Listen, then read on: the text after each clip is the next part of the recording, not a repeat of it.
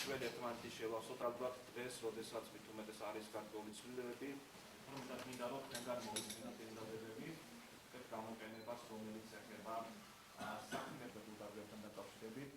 ჩვენ ასევე მუშაობთ ოფისის მოხდას ერთგვარი ანალიტიკური წესი არის საკმაოდ დიდი და ეს აჭარაში ერთ-ერთ პრობლემურ საკითხს სწორედ საკუთრების უფლება წარმოადგენს და მიწების პრობლემა.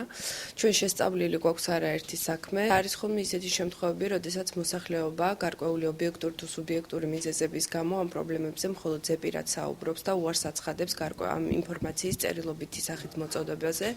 მე გამოვიყენებ საშუალებას და ვთხოვ ყველას, ვისაც მსგავსი პრობლემა აწუხებს, მოგვაწოდონ ინფორმაცია წერილობითი სახით, რათა სახალხო დამცველმა შეძლოს გაუწიოს მათ აქტიური დახმარება და ეფექტური. გვაქვს შეხვედრა სამოქალაქო საზოგადოების წარმომადგენლებთან, გვინდა მოვისმინოთ მათი აზრი, მათი შეხედულებები მასთან დაკავშირებით, თუ როგორ შეიძლება რომ ჩვენი თანამშრომლობა უფრო მეტად გააქტიურდეს, ასევე მოვისმინოთ მათგან ის წინადადებები იმ პრიორიტეტების შესახებ, რომელიც ახლო დამცველის ოფისმა ბათუმში და აჭარაში უნდა განახორციელოს.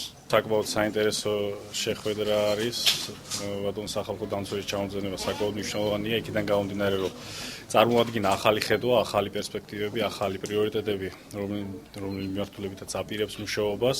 ჩვენი შეკითხვები ძირითადად ეხებოდა იმ პრობლემურ საკითხებს, როგორიცაა საკუთრების უფლება, თუნდაც შეზღუდული შესაძლებლობის მქონე პირთა უფლებები და ასე შემდეგ. წარმოდგენილი პასუხებიდან გამომდინარე, ვფიქრობ, დამაიმედებელი იყო ეს პასუხები და მათთან ურთიერთთანამშრომლობის გზით ჩვენ შევძლებთ ძალიან ბევრი, ძალიან კარგი საქმეების კეთებას ხალხის საკეთილდღეოდ. რომ ეს საბჭო იყოს უფრო მეტად ღია, დამოუკიდებელი.